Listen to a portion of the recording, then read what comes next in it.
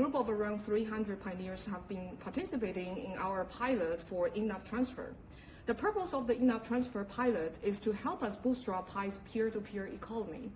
First, the pilot should help us identify what pioneers are willing to offer in exchange for Pi, as well as what pioneers want to buy with Pi.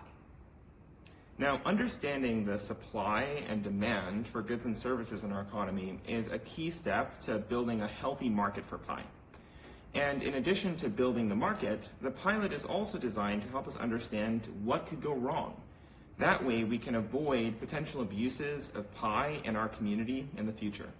Pi members were selected based on community recommendations as well as their previous contributions to Pi ecosystem. To prevent Pi mined by bots and bad actors from transferring to real pioneers, we require members of the pilot to perform identity verification, also known as the KYC. Additionally, the terms of the pilot forbade any transactions that involve the fiat currency, such as selling Pi for dollars. Now, as expected, the pilot has shown both very promising and some challenging signs. On the promising side of things, there have been transactions that show that pioneers have a lot of very interesting goods and services to offer for Pi. So for one example, there's a pioneer in our community who's a beekeeper, and he sold this collection of honey to another pioneer for 18 Pi, including shipping. Another transaction, a pioneer traded this digital camera for about 65 Pi. Also, we had one pioneer trade these special edition Nike Jordans for an undisclosed amount of Pi. And finally, another pioneer traded a children's scooter for about 3.5 Pi. So there are many more transactions that are lacking images, such as Pi for children's diapers, for oil, batteries, and automotive parts. These were only a few of the transactions that were conducted as part of the pilot. However, there were also many abuses of the in-app transfer. Although all fiat transactions were expressly prohibited by the terms of service, we received many reports of pioneers attempting to sell the currency or take advantage of other people. For example, some accounts made thousands of small transfers of Pi just within a couple days. And these transactions don't seem to be linked to any types of real goods and services and are indicative of an attempted sale. One other example of a sale of Pi is this example here, which shows folks trying to sell Pi being distributed on a schedule.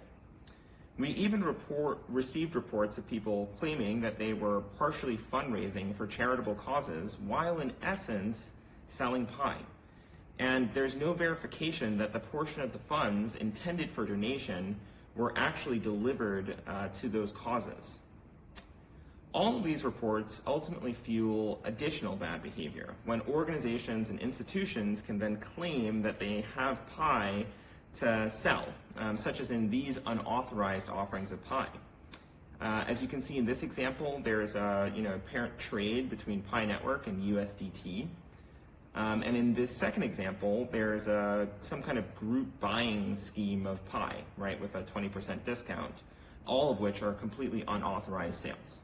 Yeah, this type of behavior provides no help in establishing a healthy Pi ecosystem or building a foundation for Pi's economy. Instead, they endanger the existing and future pioneers with potential losses of money and the project as a whole by tarnishing our reputation. In conclusion, we have learned two major lessons from in-app transfer pilot so far. First, enabling people to transfer Pi should be paired with healthy ways to spend the currency and drive demand for Pi. Second, the Pi ecosystem needs a systematic approach or platform to support applications that scale the type of healthy transactions listed by Vince just now, and address the logistic headaches that arise when trying to transact with pioneers all over the world, or generally people all over the world. That concludes our update for today. What do you think of these findings and assessments? Please let us know by tapping below to join the topic. We look forward to your input.